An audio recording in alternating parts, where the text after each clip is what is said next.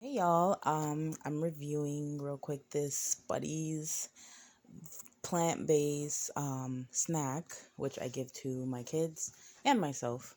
And sometimes my family takes it because they think it's so good and so surprised that it's actually vegan. So it is sweet potato puffs. And this flavor is sour cream, see, vegan, sour cream, and onion.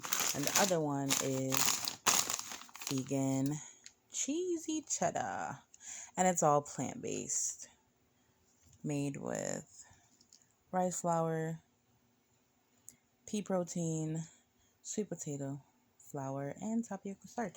And this is maybe the third time I have ordered it, and it's so good. The only thing is I thought that even the first time I thought that it would be a bigger bag, but it's okay. It's a medium size.